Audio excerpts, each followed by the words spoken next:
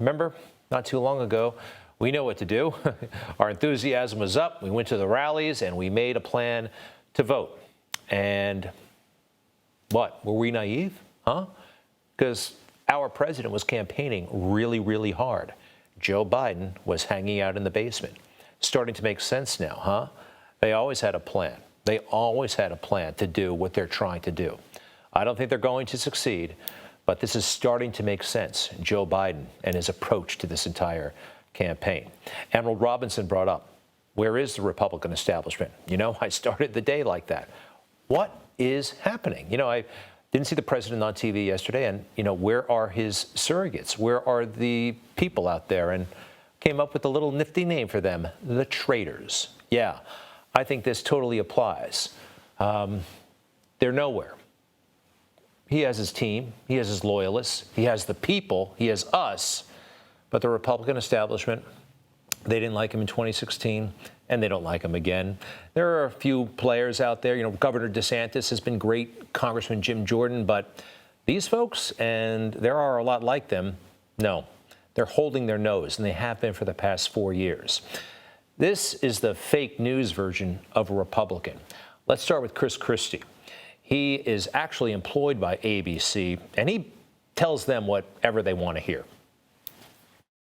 Listen, as a talk tonight now, not as a former governor, but as a former U.S. attorney. There's just no basis to make that argument tonight. There just isn't. He's criticizing what the president said about his concerns on election night, about what he saw as fraud. Christie is a piece of work. You know, he says, as a U.S. attorney, I'll speak as that. He's no prosecutor. He was given that job because he was a fundraiser. He never prosecuted the case in his life. He's only thinking about him. He's only thinking about 2020. You know, Emerald Robinson showed us that tweet from Rudy Giuliani. I saw one a couple of hours ago from Donald Trump Jr. Same sentiment. Let's go ahead and put that up on the screen, please. A little bit bigger, if you don't mind, so I can read it in its entirety. The total lack of action from virtually all of the 2024 GOP hopefuls is pretty amazing. They have a perfect platform to show that they're willing and able to fight, but they will cower to the media mob instead. Don't worry, Donald Trump will fight, and they can watch, as usual. He is so right. It's disappointing. Look, quite frankly, the lawyers that the president has, they're good. And this is very much a technical and legal operation to make sure this election is on the up and up. But still, you have cable channels all over the place, and they're dominated by Republicans in name only, like formerly conservative stalwart Rick Santorum of Pennsylvania. Listen to this. I was very distressed by what I heard the president say. The idea of saying that using the word fraud, that there's fraud being committed by people counting votes, I think is wrong. I understand he sees votes potentially being shifted around in some places. He just sees votes shifted around in some places, but that's not fraud. Yeah. That's fraud, all right. Again, another guy who has never lifted a finger for this president, and he's employed by CNN. So what do we expect? What do we expect? What about the conservative media, huh? I mean, I think we're doing a great job here. What has happened, however, over there at Fox? What the Fox, huh? You like that? What they did the other night, calling Arizona when they did absurdly early, was incredibly irresponsible and may have historic ramifications. You know, once a media outlet says a state is one, even though technically they don't have the authority to do that, it doesn't mean anything. It changes what journalists like to call the narrative, And, you know, a lot of you who are now tuning into Newsmax have noticed that something weird is and has been happening at Fox News for a long time. Remember when Newt Gingrich brought up George Soros, 1 or 2 months ago, pointing out accurately that he's funding all of these local races, and they basically muted his mic. They wouldn't let him say anything negative about George Soros, or forget negative, anything honest. It was accurate, part of the public record, huh?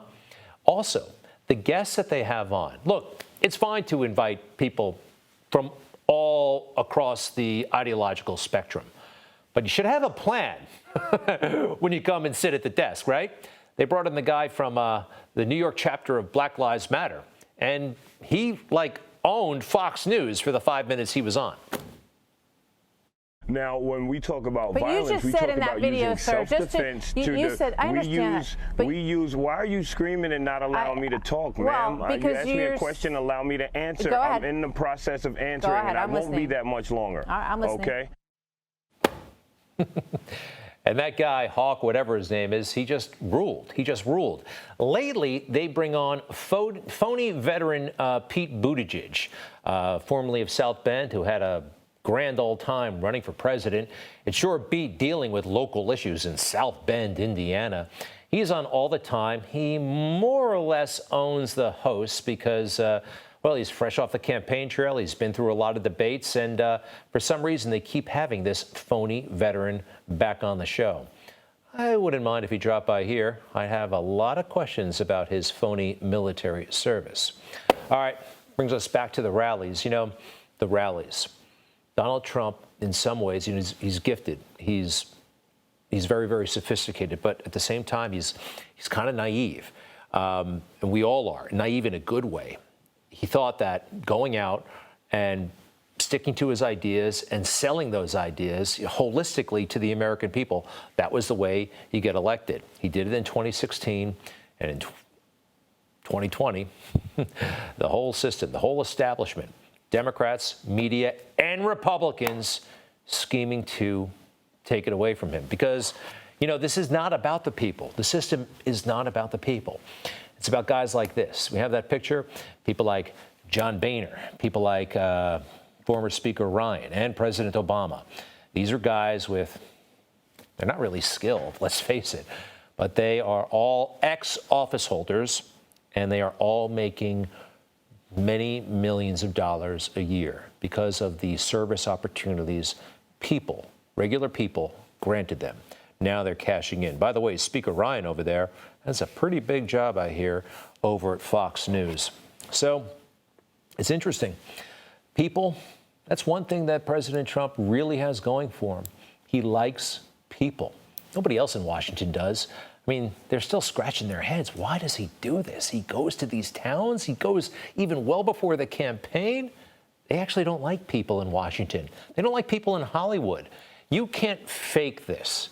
He likes us. He knows us. You know who doesn't? The elites. Even some of the elites that I kind of like. Remember Jay Leno? Used to be on The Tonight Show. We all laugh with Jay Leno, but he made something popular that actually rubbed me the wrong way. Even when it made me laugh, it rubbed me the wrong way. There he is in one of his rocket cars. He has about 75,000 cars. You ever see that show? He'd take to the streets and try to make average people look ridiculous. What country did we fight in the Revolutionary War? France. Who elects Congress? The Congress. The president? How many stars on the flag? 32. There's a flag right up there. See that one? Mm-hmm. How many stars on that flag? It's moving too fast to count them. It's moving too fast to count them. 32, I guess. Yeah, some of that can make me laugh, but it also, it never kind of sat right with me. If they came up, a microphone, Jay Leno asked me questions from social studies, you know, it could actually trip up anybody. But the message there became a thing, like the American people just don't get it. Now, I don't know any of those people, but each one is special in their own way and good at something, really good at something. Everybody is. That's the attitude. We're all dumb. We're all just trash. What can we do about all this? I don't know. One quick fix. We should reject the media, almost all of it, especially Fox News. Chris Wallace, what he did during that first debate, he didn't even mention Hunter Biden and his issues. This guy, I've seen him. He's pretty good at interrogating Republicans. Why did he go so easy on Joe Biden? Then a couple of weeks later, Kristen Welker, NBC News, she was celebrated for how she handled that debate. Now, at that point, we already had the hard drive. We We already had it. People were talking about it. It's a big thing. 2 basic questions. Joe Biden, is this Hunter's? Joe Biden, that email that says that you met with a Burisma executive at Hunter's request, is that legit? More specific, Kristen, next time, huh? Why didn't you go there? Why did she steer the conversation from that when Donald Trump wanted to talk about it to issues of race? Issues of race. And by the way, nobody in the media is talking about Donald Trump did better than any Republican in history with African-American men and women and Latinos. Isn't that something? All right. One thing we can do, other than turning them off, if you see something weird, there's a way you can report it. This is all over the media, social media. You could look at my profile if you like, or go to Newsmax, but it's got details on what you can do if you've seen something strange. See something, say something. I've seen a lot of strange things on the internet about how the votes are being counted in Philadelphia and stuff that's going on in Michigan. All right? That's one option. What else can we do?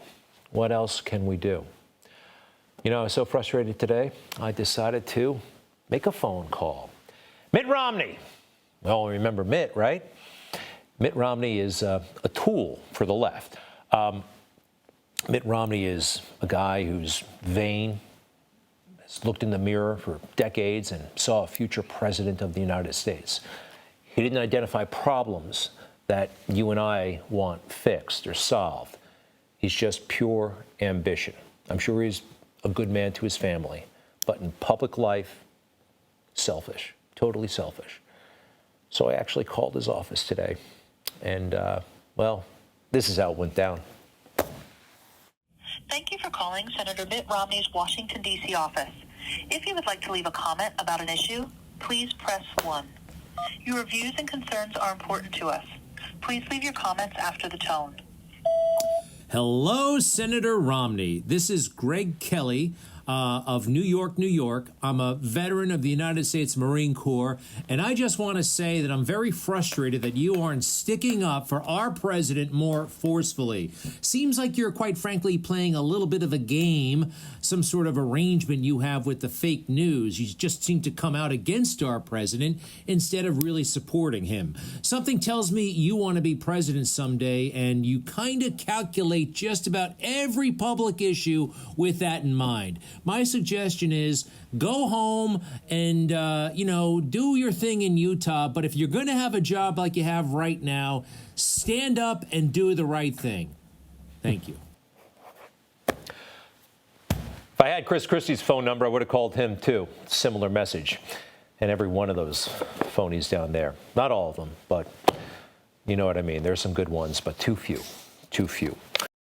You just watched Newsmax TV, America's fastest growing cable news channel, now in more than 70 million homes. You can get Newsmax TV on your cable system or check your cable guide. And if your system doesn't carry Newsmax, call them, tell them you want Newsmax TV, because we're real news for real people.